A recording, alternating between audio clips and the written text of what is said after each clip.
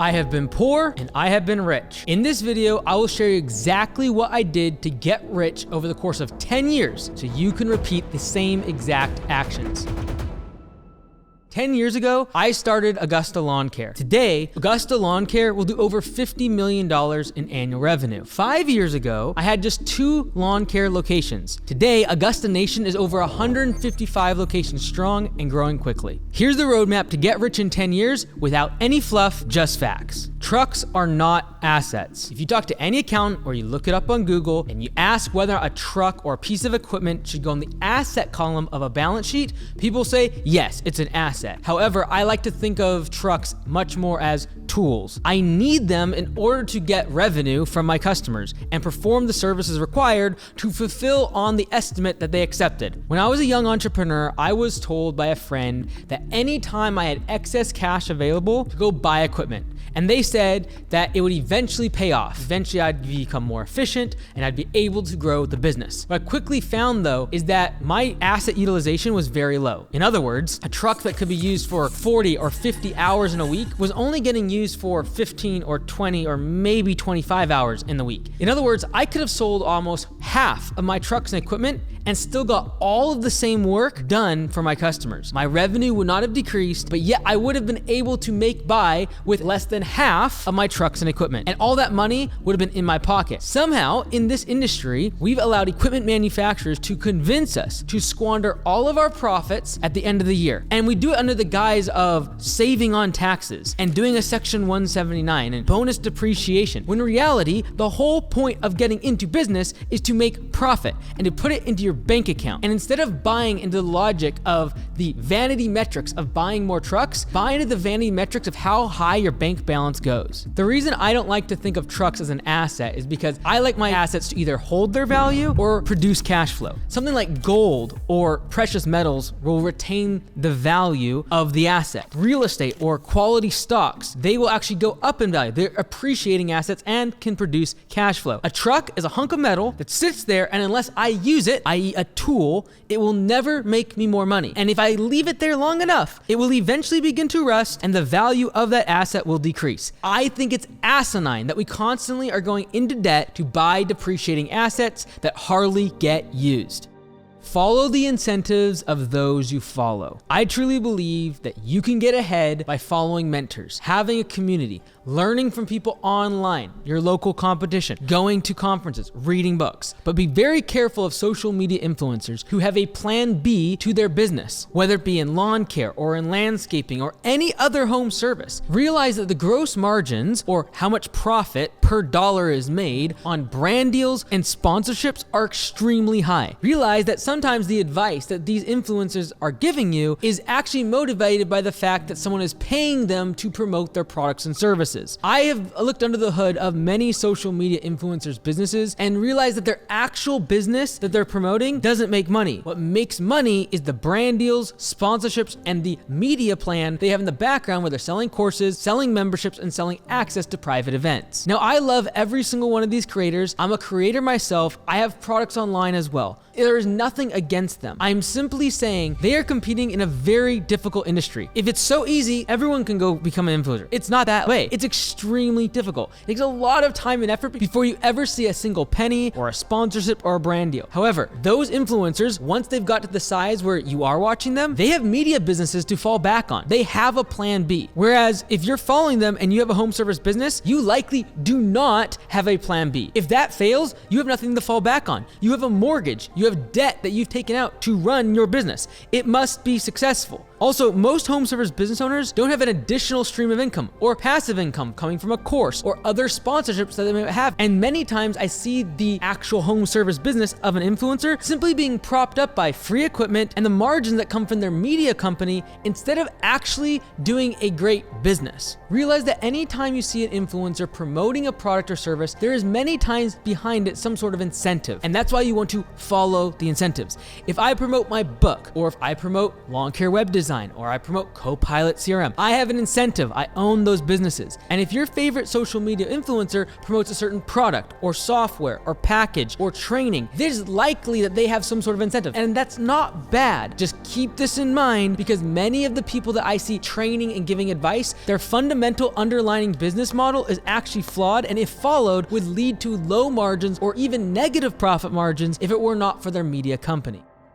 Stop impressing poor people. This one took me way too long to get through my head. When I was 18 years old, I was going to medical school. I had been to college and started very young when I was 13. I was one of the youngest people to ever attend the college that I went to. However, when I dropped out of medical school, a lot of people were disappointed. And there was definitely a chip on my shoulder of wanting to prove them wrong. Because I went from that to mowing grass and starting Augusta Lawn Care. And it worked out in the long term, but those first few years, I had no evidence of success whatsoever. It was very easy to fall in the trap of trying to impress other people. How do you impress other people? You hire a bunch of employees and you buy a bunch of trucks. And the only people that impresses is poor people. I have found consistently the way to impress a rich person is to work hard and have high levels of work ethic. I have never one single time had a richer person than I tell me that I work too much. Look, if getting more trucks and hiring a whole bunch of people that you don't need is going to impress your friends, I would encourage you to think less about your friends and more about impressing your banker with your incredible balance sheet and profit and loss statement and the bank balance that you have with them. Ultimately, business is extremely boring. It's not flashy. It doesn't impress people very much. It's stacking money in the bank. It's raising prices. It's investing in marketing. It's having a lot of meetings.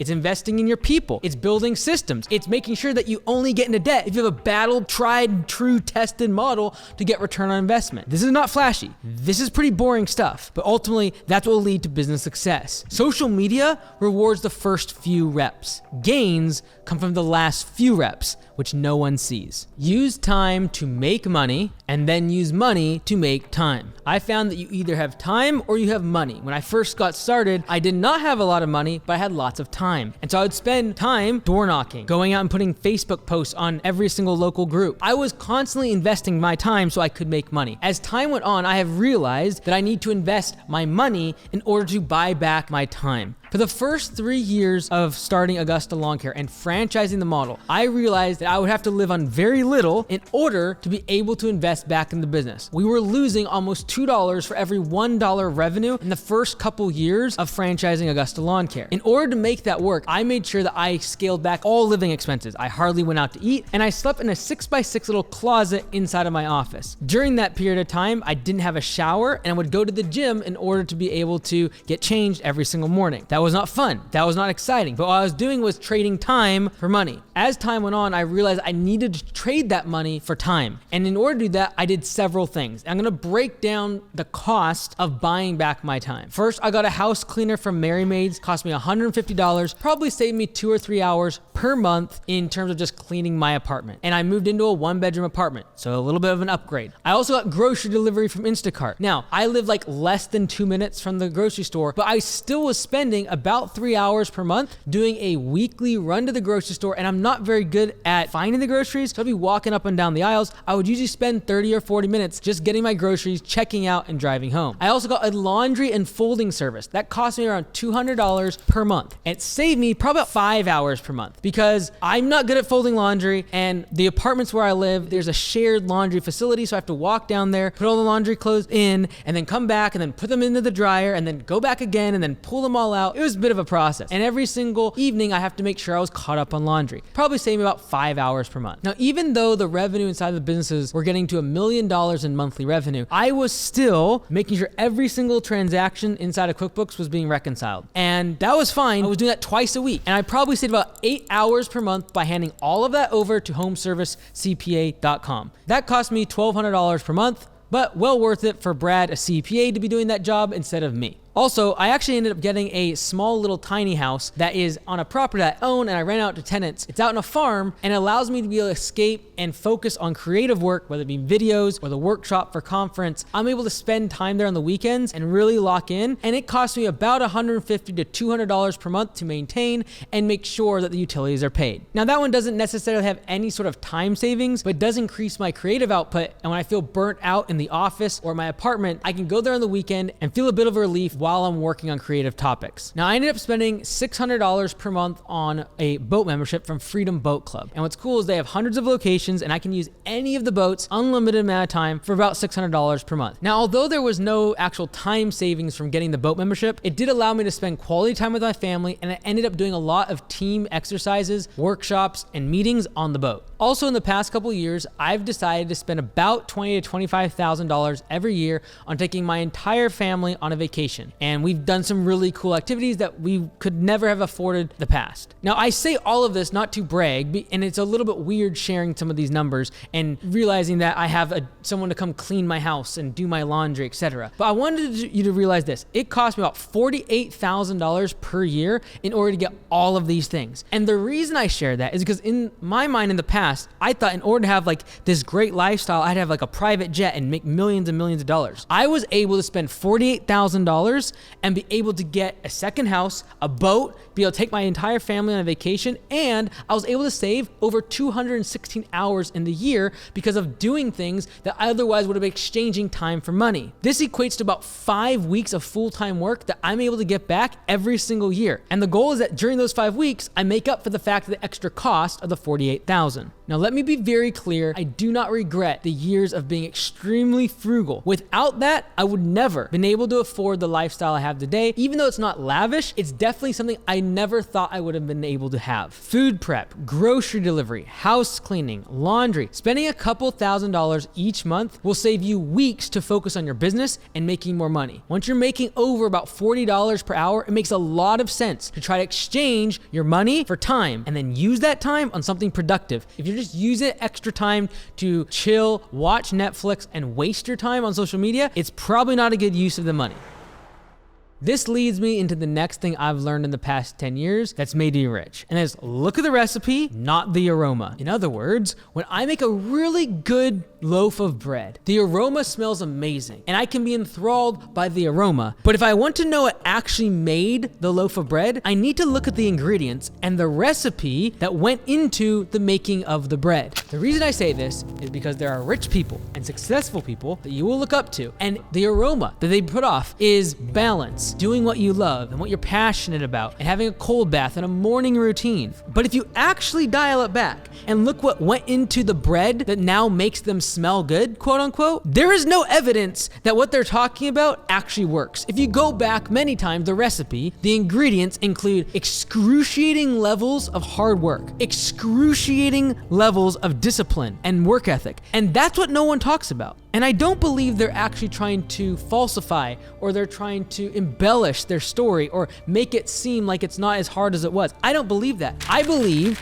that when really bad things happen to us in our life, we literally try to forget about it, and it diminishes in its impact over the course of time. This is what I call the dig, build, bury. When you build a business, you first off by digging. You dig the foundation, you go down. It's hard, it's extremely difficult. And then you build the foundation only to then one day bury the foundation, and you never see it again. These successful people, they forget at times what really went into making the bread, the recipe and the ingredients and all the pain and the hard work and the sacrifices they made to make the aroma down the road. When it came to business, one thing that really helped me was Aura. O-R-A. Onboard, retain, and ascend. In other words, there are 3 ways to make more money in a recurring business model. Get more customers, onboard, keep more customers, retain, and then earn more from your customers, or ascend. If you're always asking yourself, when you're trying to fix something in your business, you're trying to improve it, ask yourself, what part of the business is this affecting? Am I going to onboard or get more customers? Am I going to retain or keep more customers? Or am I going to ascend or get more from the existing customers that I have? The worst part about home service industries is that we have a pre-installed 15 to 30% churn rate every single year. You can answer your phones immediately. You can have an extremely high quality of service and safety and train your team and have a great website. Everything is just dialed in, and yet every single year, 15 to 30% of your customers leave. Why? Because about that percent is how many people sell their house. Your base of customers that you have in your database are constantly churning at least by 15 to 30% every single year, even if you do absolutely nothing wrong. I've got to make sure that I have systems in place to retain my customers. So At each point of onboard, retain, and ascend, I want to make sure that I have systems in place. I have systems for onboarding, systems for customer acquisition, systems for getting more customers and getting more leads and getting them sold into my services from my website and on the phone. That's the onboard part. And a lot of us,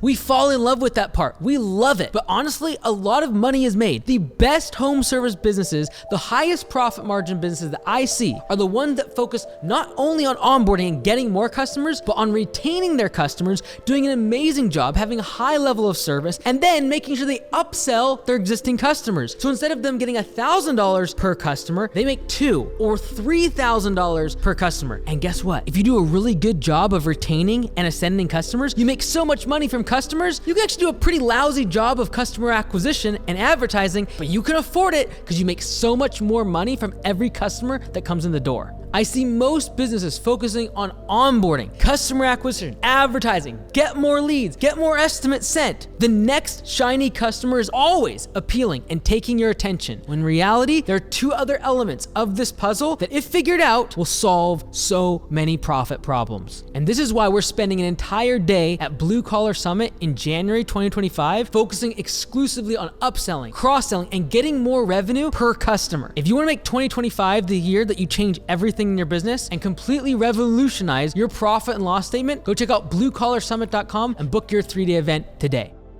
And heads up, it's gonna take 10 years. If you think about getting rich over the next 10 years, instead of 10 minutes or 10 days, the likelihood of success is much greater. Now, people don't like to think in terms of 10 years. It seems like an eternity, especially if you're young. However, if you think in terms of 10-year swings, you realize you actually have 5, 7, maybe even 8 swings in your career. If you're gonna live to 80, 90, 100 years old, you have solid 5, 6, 7 swings where you can actually go and make some mistakes. There's plenty of examples, like Colonel Sanders from KFC, that in their 60s or 70s, their 4th or 5th swing, they became successful. But I happen to believe that if you spend an entire 10 years and dedicate an entire 10-year decade to a specific endeavor and really swing and go all in on something, the likelihood of success is much greater. Some people will listen to this and they'll be like, well, I've been hustling for 10 years, but they've started at 0 5 times. Every time they get started, they hit a roadblock, they hit a hurdle. Way more work ethic is required, way more time is required, so much more difficult. The market is difficult, I can't find or hire people, and they come back to 0. And they start another industry, and they start a different market, and